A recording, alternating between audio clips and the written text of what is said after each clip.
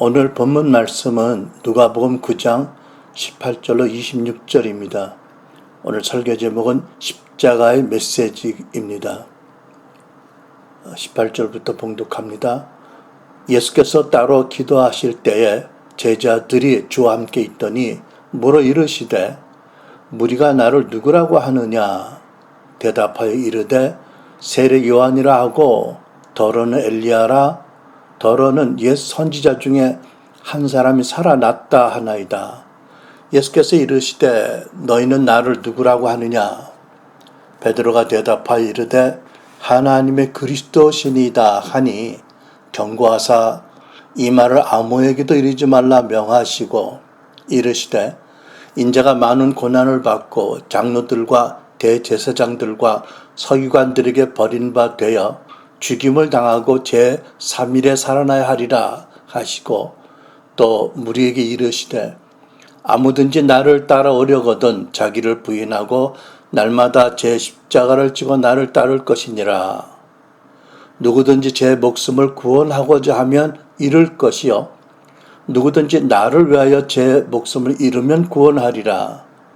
사람이 만일 온 천하를 얻고도 자기를 잃든지 빼앗기든지 하면 무엇이 유익하리요? 누구든지 나와 내 말을 부끄러워하면 인자도 자기와 아버지와 거룩한 천사들의 영광으로 올 때에 그 사람을 부끄러워하리라. 아멘. 본문 말씀은 예수님께서 12사도를 뽑아 세우시고 누가복음 6장에 기록되어 있습니다. 상당한 기간이 지난 다음에 있었던 그 사도들과 또 제자들과 예수님의 대화 내용입니다. 근데 본문을 보면 예수님께서 내가 그 사람을 부끄러워할 수도 있겠다라고 경고하신 걸 보면 아직 일부 제자들은 많은 그 표적과 기적들을 보고 증거를 들었고 또 친히 예수님을 가까이 하면서 말할 수 없는 선하심과 아름다움을 보고 거룩함을 경험하고 또 생명의 말씀을 그렇게 듣고도 여전히 온전한 믿음으로 예수님을 신뢰하지 못했던 것으로 보입니다. 그래서 예수님께서 26절에 누구든지 나와 내 말을 부끄러워하면 이라고 그럴 수 있는 가능성이 있는 사람들이 있다는 것을 알게 하십니다.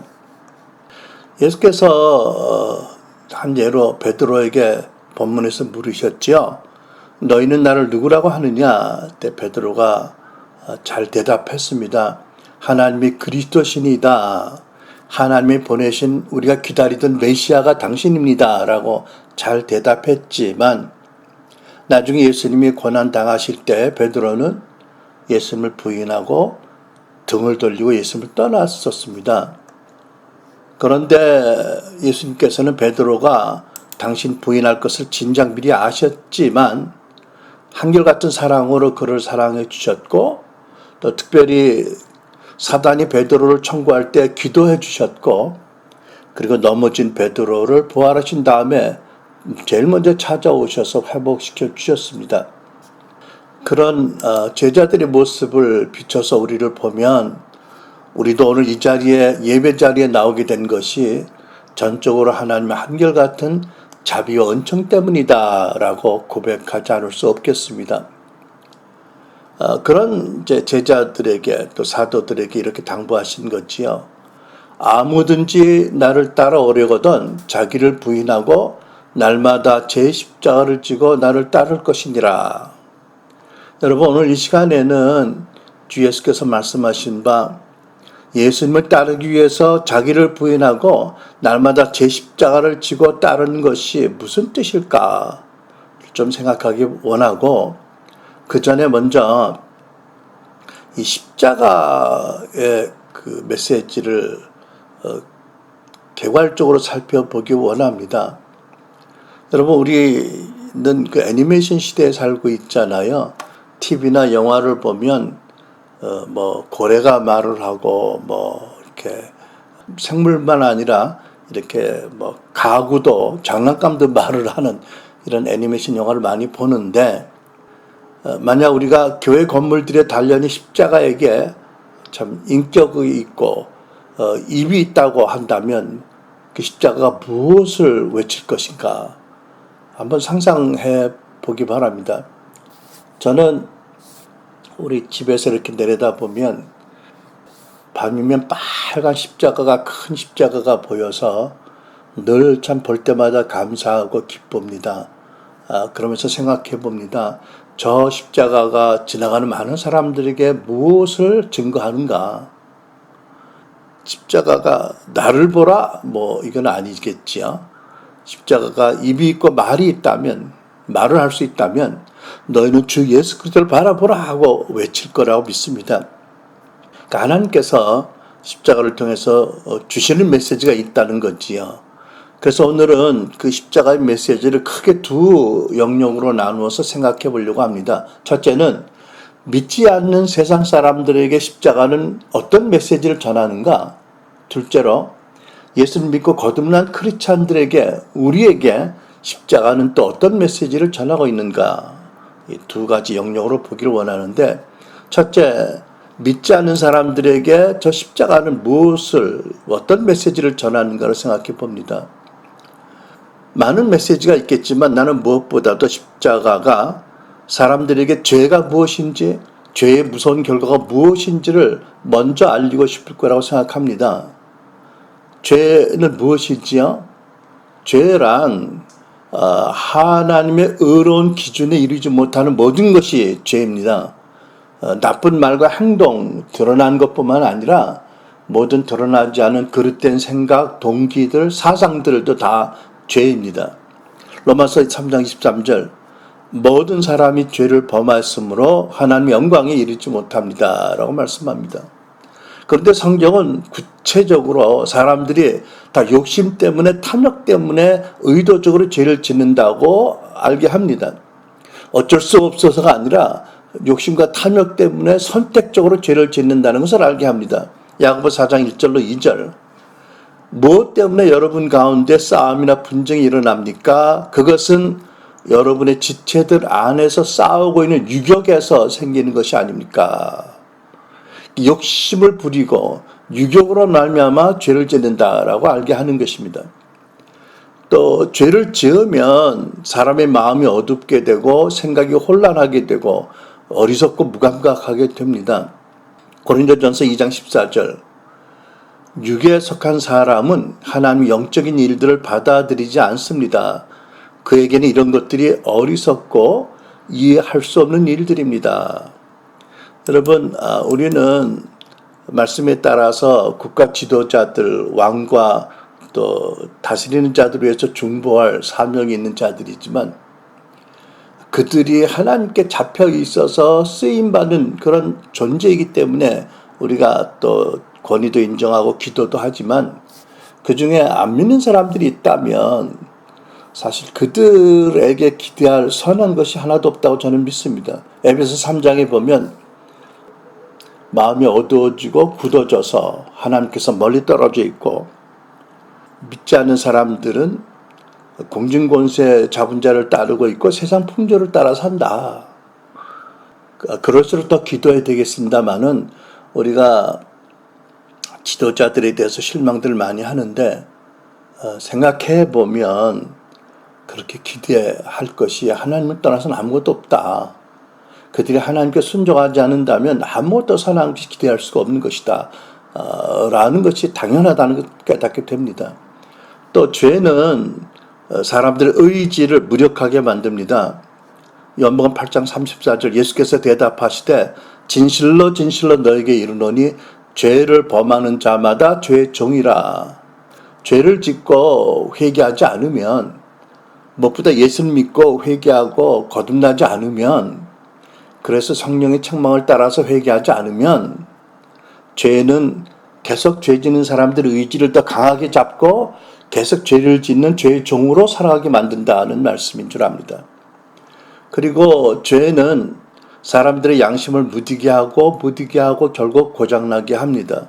히브리 10장 22절 우리가 마음의 뿌림을 받아 악한 양심으로부터 벗어나고 몸은 맑은 물로 씻음을 받았으니 참 마음과 온전한 믿음으로 하나님께 나아가자.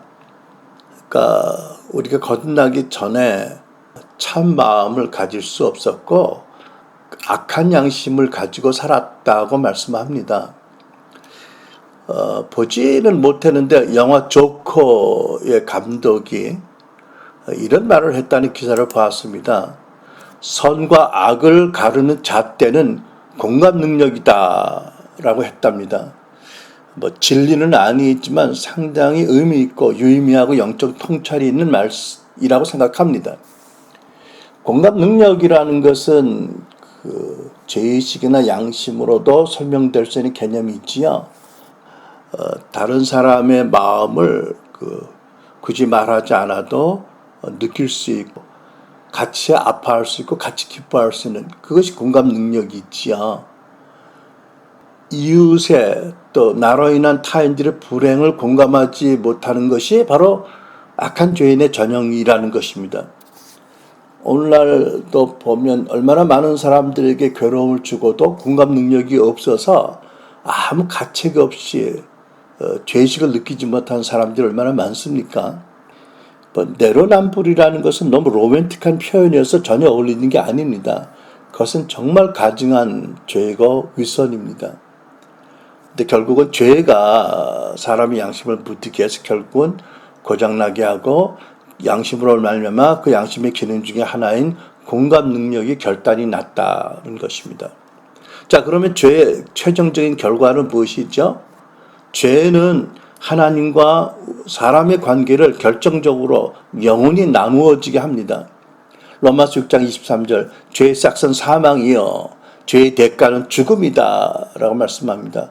여기서 죽음이라는 것은 육신의 죽음이 아니고 살아있는 동안에는 하나님과 관계가 차단된 채 하나님과 전혀 상관없이 사는 것이고 죽어서는 영원히 격리되어서 지옥으로 던져진다는 것을 의미합니다.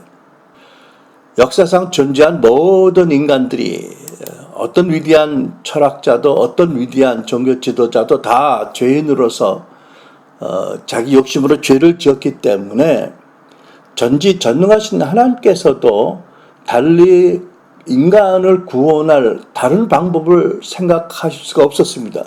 그래서 결국 하나님께서는 영원전부터 말씀으로 당신과 함께 사랑과 거룩한 교제로 함께하던 지극히 사랑하시는 독생자를 성육신하게 하셔서 인류를 구원하기 위한 어린 양으로 또 인류의 대속 제물로 되게 하셨습니다. 이것이 구약에 거듭 기록된 하나님의 그리스도 메시아 예언의 핵심적인 주제입니다. 이사야서 53장 4절 그는 실로 우리가 받아야 할 고통을 대신 받고 우리가 겪어야 할 슬픔을 대신 겪었다.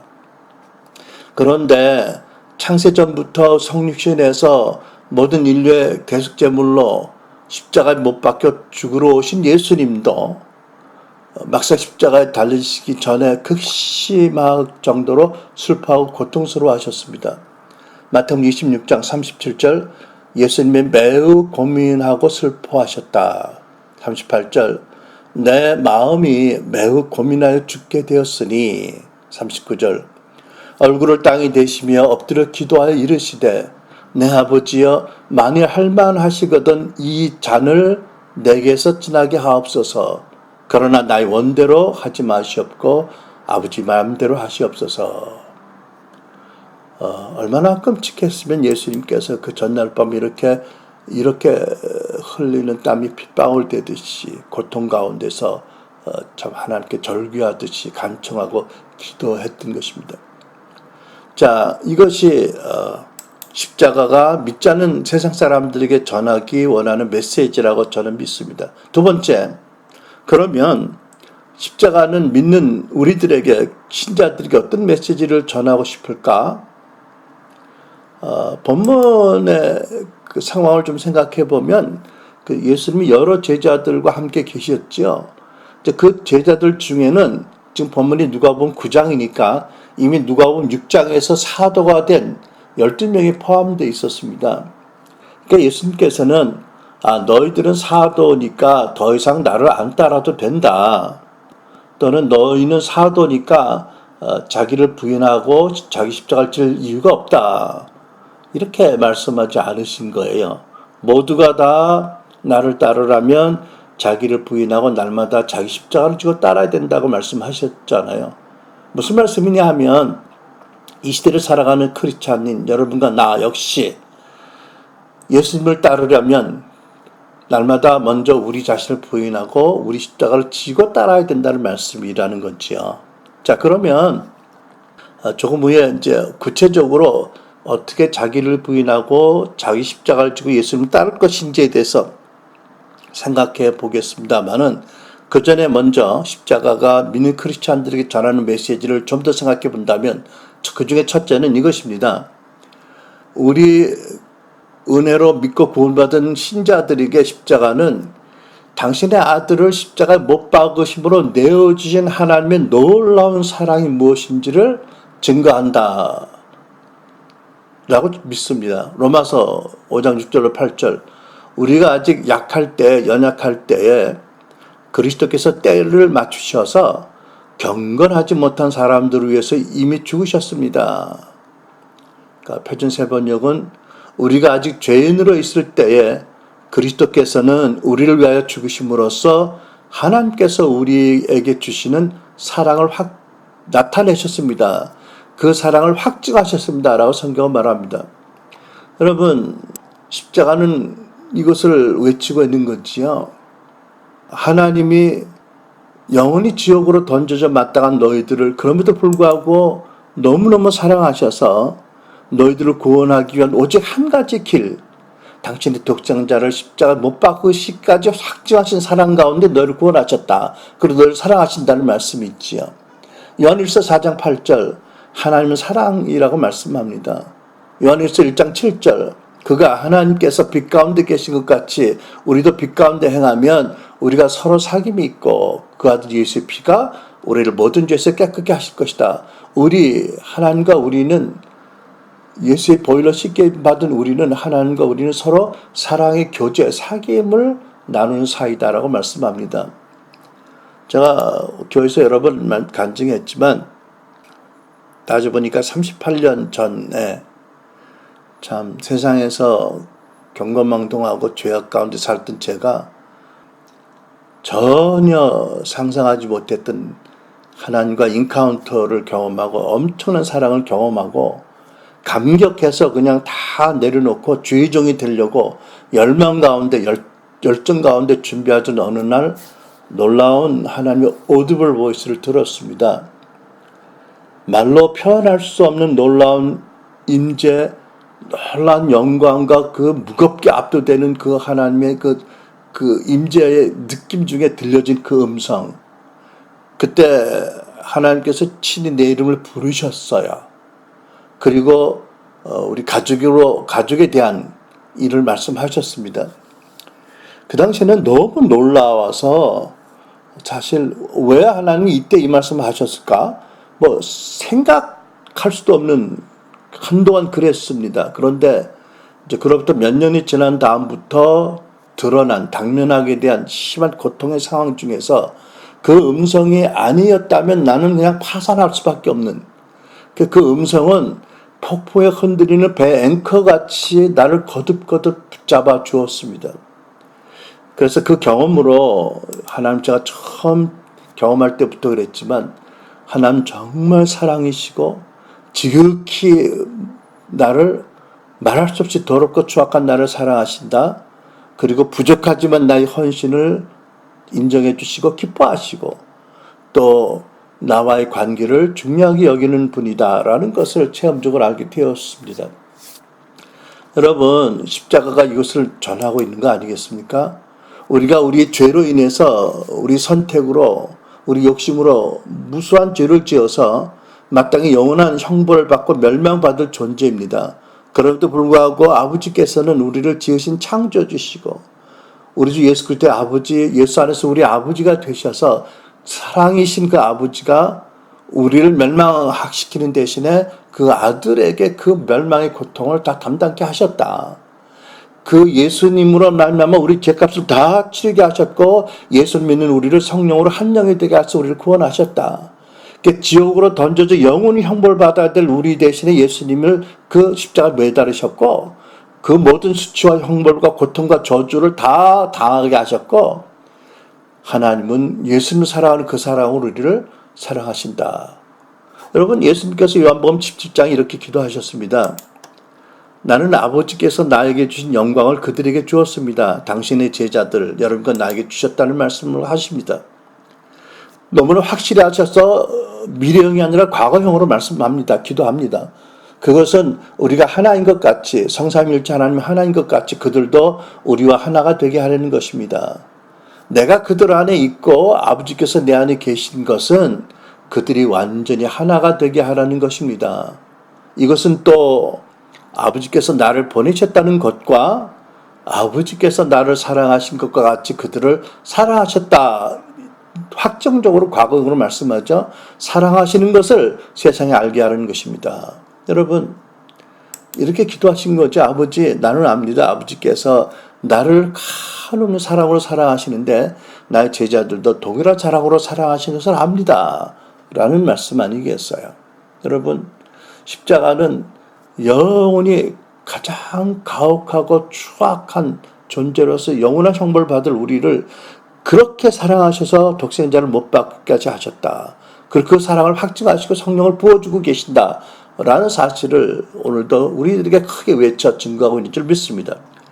두 번째로 십자가는 하나님께서 예수 그리스도 안에서 이루신 모든 것을 기억하고 우리가 항상 감사함으로 예수님을 따라할 것을 깨닫게 합니다. 우리를 부인하고 십자가를 지기 전에 우리에게 마땅히 있어야 될 것은 감사합니다. 왜? 하나님께서 예수 그리스도 안에서 다 이루셨기 때문에 라는 말씀이 있지요. 요한복음 19장 30절 예수께서 십자가에서 마지막 숨을 거두시기 전에 다 이루었다라고 말씀하셨습니다. 예수께서 신포도주를 받으신 후에 이르시되 다 이루었다 하시고 머리를 숙이니 영원히 떠나가시더라. 여러분, 예수님께서 십자가의 마지막 말씀 다 이루었다라는 말씀입니다. 아버지께서 인류 구원을 위해서 희생 제물로 또 이 땅에 하나님 나라를 세우기 위한 하나님의 그 아들로서 사명을 다 이루셨다. 당신의 십자가에서 받을 모든 수치와 형벌과 저주와 고통과 모든 것까지 다 받고 그것까지 이루셨다는 말씀인 줄 압니다. 근데 예수님께서는 부활하신 다음에 지금도 계속해서 다 이루고 계십니다. 왜? 우리를 위해서, 오늘날 살아가는 우리를 위해서. 히브리 7장 24절 25절 예수는 영원히 계심으로 그 제사장 직분도 갈리지 아니하느니라. 그러므로 자기를 힘입어 하나님께 나아가는 자들을 온전히 구원하실 수 있으니 이는 그가 항상 살아 계셔서 그들을 위해 간구하심이라. 여러분, 예수님께서 살아 계셔서 아버지 우편에 계시며 우리들의 온전한 구원을 위해서 계속 간구하신다. 그래서 지금도 계속해서 우리의 구원을 이루게 하시고 우리를 또한 구원을 위해서 다 이루고 계시다. 이렇게 성경은 말씀하고 있습니다. 우리가 이 타락한 세상을 살면서 너무나 부족하고 연약한 우리들을, 그럼에도 불구하고 우리들에게 영원히 살아계시는 영광의 대제사장이 계셔서 우리를 도우시고 또 구원하시는 것이 얼마나 감사한 일입니까? 그래서 우리는 감사함으로 예수님을 따라야 된다는 것을 우리가 알게 됩니다. 여러분, 예수님께서 최후의 만찬 석상에서 그렇게 말씀하셨잖아요. 빵을 들어서 감사드린 다음에 이것은 너를 위해서 주는 내 몸이다. 이것을 행하여 나를 기억하라. 어떻게 기억하라는 말씀입니까? 감사함으로 너희는 나를 기억하라. 이런 말씀이 있지요.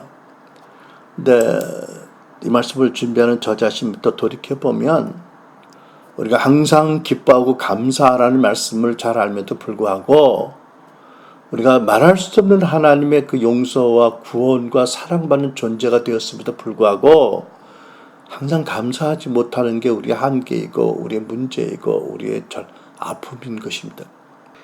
우리가 때로 나의 삶의 조건, 또 나의 형편, 또는 주변 사람들과의 관계, 여러 가지로 불평하고 원망하고 낸다는 것이, 엄밀하게 말하면 하나님의 그 엄청난 사랑이 그렇게 중요한 게 아닙니다. 우리의 삶의 환경이나 내가 느끼는 것이 더 중요합니다라는 왜곡되고 정말 가증한 그런 고백이 아닐까요?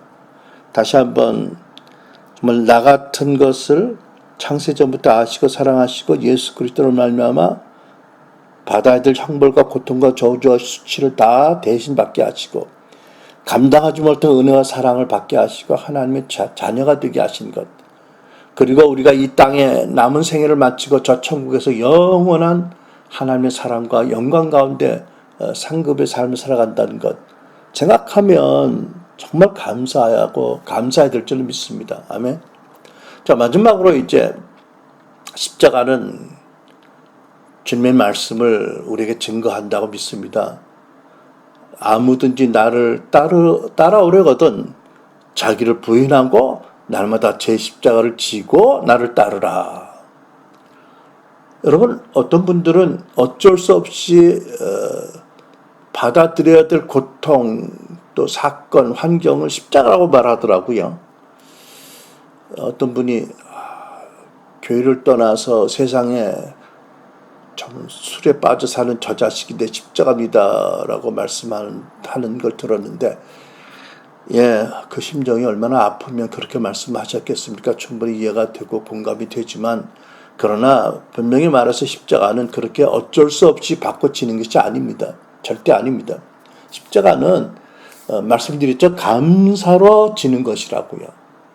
십자가는 나 같은 죄인이 구원받아 하나님의 나라를 섬기기 위해서, 예수님을 따르기 위해서, 또 예수님을 본받아 성장하고 변화되기 위해서 때로 힘들고 어려울 때도 있지만 감사함으로 자원해서 지는 것입니다.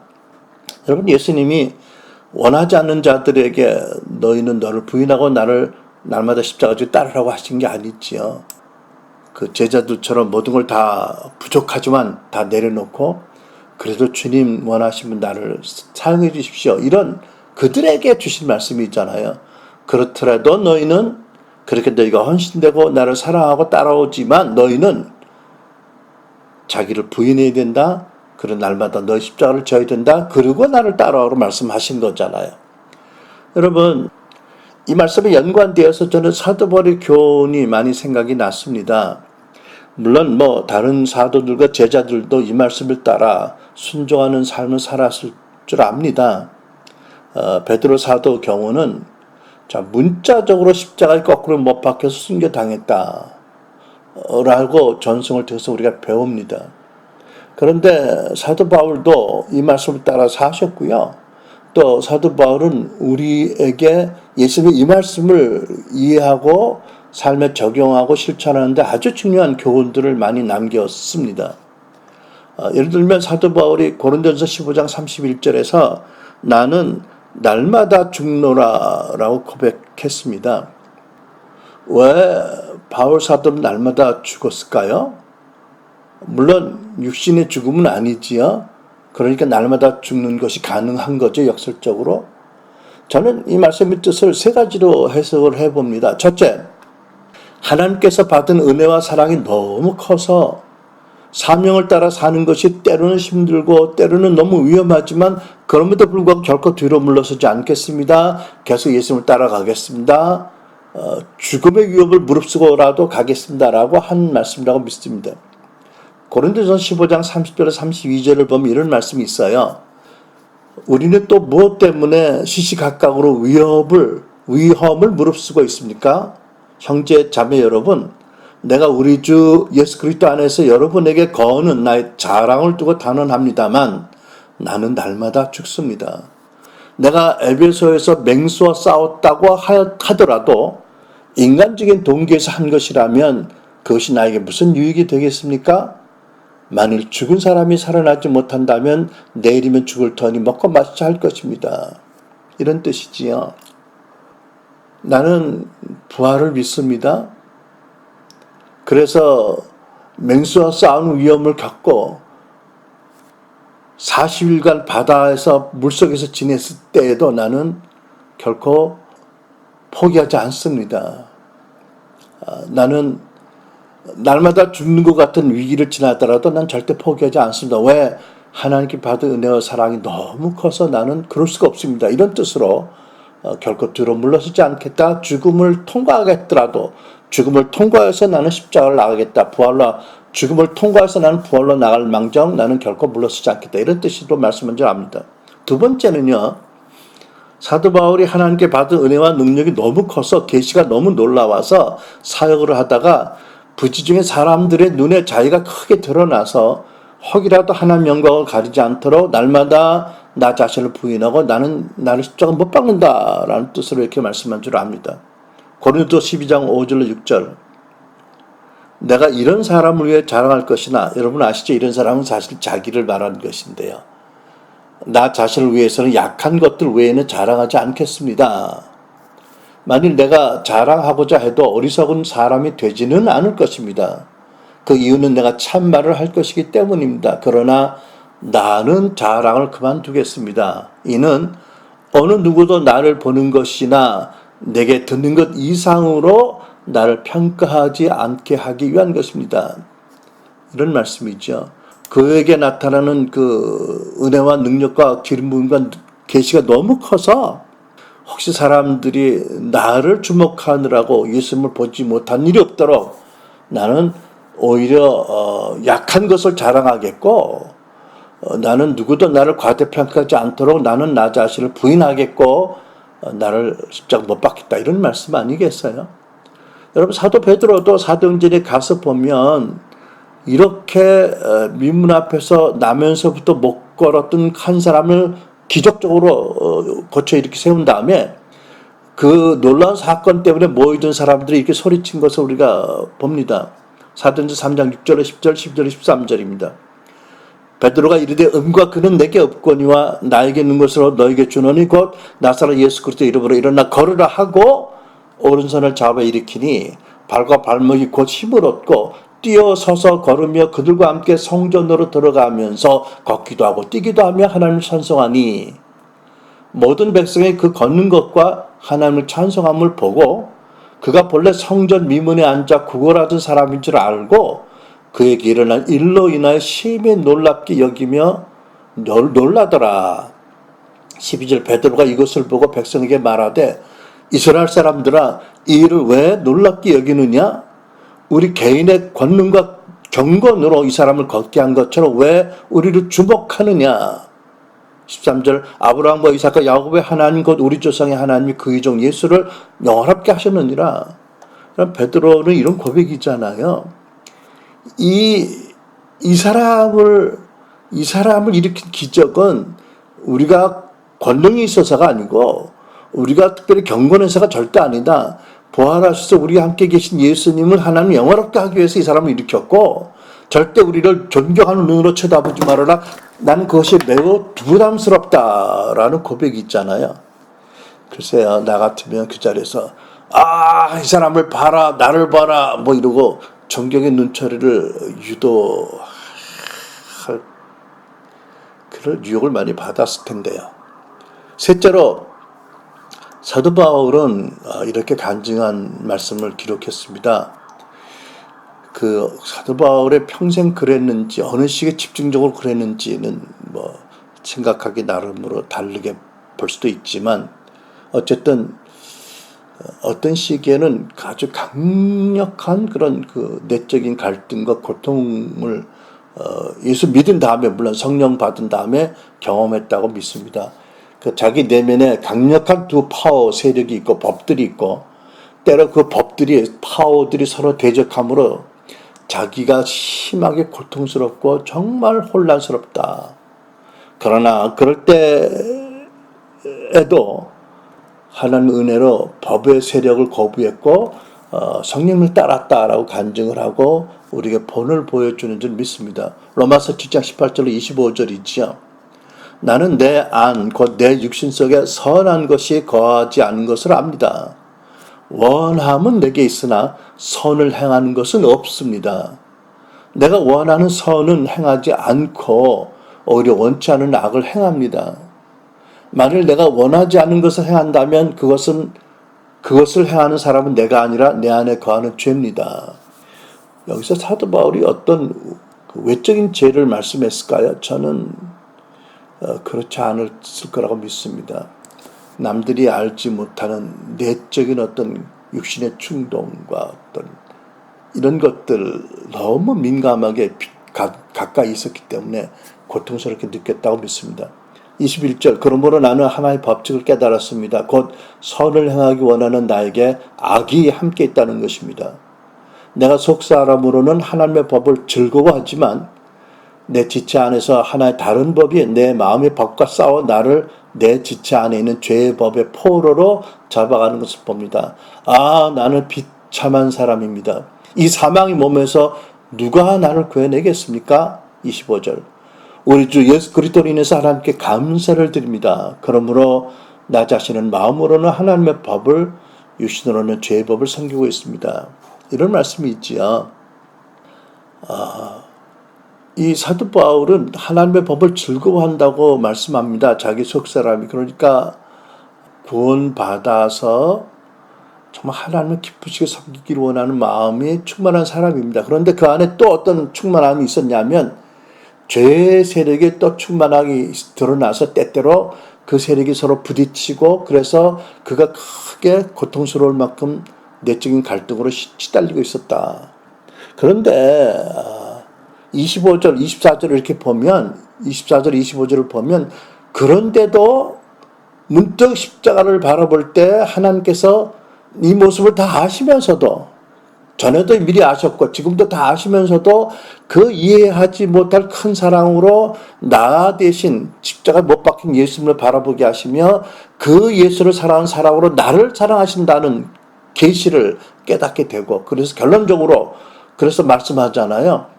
우리 주 예수 그리스도로 말미암아 하나님께 감사드린다고. 그런데 결론적으로는 또 이렇게 말합니다. 겸손하게 나 자신은 마음으로는 하나님의 법을 육신으로는 죄의 법을 섬기고 있습니다. 그러니까 아직 내 안에 육신의 죄의 세력을 다 다스리지 못했다. 때로는 그것이 너무 강하게 일어나서 너무 고통스럽다. 아직 나는 온전한 안식, 예수님처럼 온전한 그런 평강과 거룩함에 들어가지 못했다. 그러나 내적인 내면의 그 엄청난 갈등에도 불구하고 나를 사랑하시는 그 사랑이 나를 거듭 이렇게 세워서 나는 육신의 그 강력한 그런 그 소욕을 부인하고 또 그것을 일으키는 육신의 십자가 못 받고 그리고 나는 예수님을 따라가고 있다고 말씀하고 있는 줄 압니다. 여러분, 우리는 어떤가요? 우리 안에도 하나님을 정말 사랑하고 하나님께 온전히 헌신하고 하나님의 영광을 위해서 온전히 드리고 싶은 마음이 큽니다. 그렇죠? 근데 우리 안에 또 때로는 낙심하는 마음도 들 뿐만 아니라 때로는 하나님 사랑에 대해서 의심하는 마음도 들고 나의 정체성에 대해서 확신이 흔들리고 더 나아가서 악한 세력이 공격해오고 우리 안에 내면에 연약할 때 부딪히면 정말 힘들 때가 있지 않습니까? 그러나 사도 바울을 통해서 이렇게 말씀하는 줄 압니다. 그렇게 강력하게 일어나는 내면의 육체의 소욕과 정욕과 생각, 충동을 너희는 최선을 다해서 부인하고 그것들이 숙주인 옛사람을 십자가 못 박고 그리고 성령을 따라야 한다. 그러니까 갈라디아 5장 16절에 17절에 사도 바울이 이렇게 기록했잖아요. 성령으로 말미암아 내가 이르노니 너희는 성령을 따라 행하라. 그리하면 육체의 욕심을 이루지 아니하리라. 그리하면 육체의 욕심을 이루지 아니하리라. 육체의 소욕은 성령을 거스리고 성령은 육체를 거스리나니 이 둘이 서로 대적함으로 너희가 원하는 것을 하지 못하게 하라 함이라. 이것이 로마서 7장의 그 동일한 사건을 대한 그 교훈이 있지요. 갈라디아 5장 14절 결론적으로 그리스도 예수께 속한 사람들은 육체와 함께 그 정욕과 욕망을 십자가 못 박았습니다. 현재형입니다. 계속 못 박으라는 말씀이죠. 못 박혀 있어야 되는데 그것이 못 박혀 있지 않고 일어나면 다시 회개하고 그리고 그것들을 거부하고 유혹을 거부하고 믿음으로 기도로 육체와 함께 정욕과 욕망을 십자가 못 박아라는 말씀입니다. 여러분 우리는 이런 그 갈등을 겪으면서 우리 모두는 생각해 보면 평생 그 믿음의 집을 짓습니다. 그렇죠? 복음의 기초 위에 우리는 평생을 살면서 각자 자기의 믿음의 집을 짓는 것입니다. 그런데 성경을 보면 이 믿음의 집들이 마지막 날 심판하는 날 다 불러 시험을 받는다고 말씀합니다. 그래서 날마다 자기를 부인하고 육신을 못 박으며 예수님을 따르는 신자들은 영광의 상급을 받으며 영원한 천국에서의 영광의 삶을 살게 됩니다. 그렇지만 그렇지 않고 반대로 예수님을 그렇게 따르지 않으면 평생 지은 집이 불이 타서 구원을 받되 마치 불난 집에 겨우 빠져나온 사람같이 부끄러운 구원을 받게 된다고 성경은 경고하고 있습니다. 고린도전서 3장 12절 15절 만일 누구든지 금이나 은이나 보석이나 나무나 풀이나 지푸로 이 터 위에 세우면 각 사람의 공적이 나타날 터인데 그 날이 공적을 밝히리니 이는 불로 나타내고 그 불이 각 사람의 공적이 어떠한 것을 시험할 것임이라.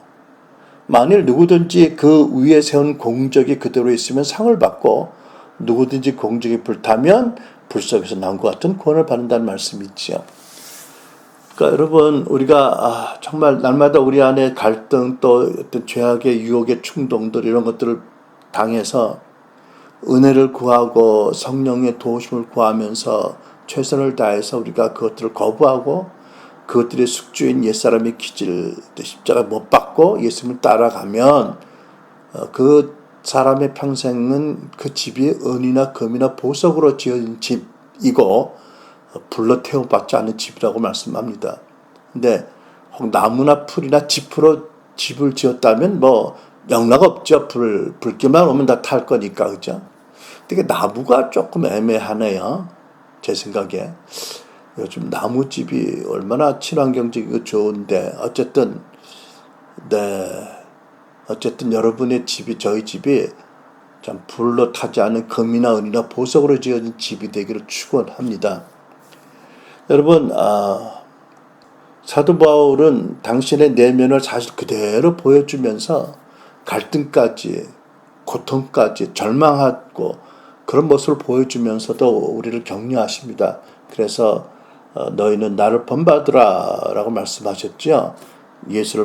내가 예수님을 본받은 것처럼 너희는 나를 본받으라고 해서 이렇게 우리를 격려하고 이렇게 순종하도록 가르치신 줄 믿습니다.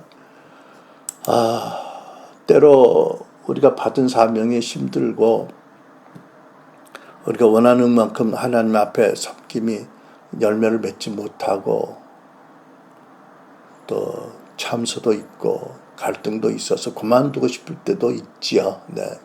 하지만 다시 한번 그 말씀을 준비하면서 고백하는 것은 하나님의 다른 인도하심이 있기 전까지는 이 길을 가야 된다. 어떻게? 날마다 자신을 부인하고 날마다 우리 십자가를 지고 우리 앞에 가신 예수님을 따라가야 된다. 우리는 뭐 사도바 같이 엄청난 그런 환난과 고통과 공격을 받지 않았지만 우리 적은 그릇으로는 참 힘들 때가 있어서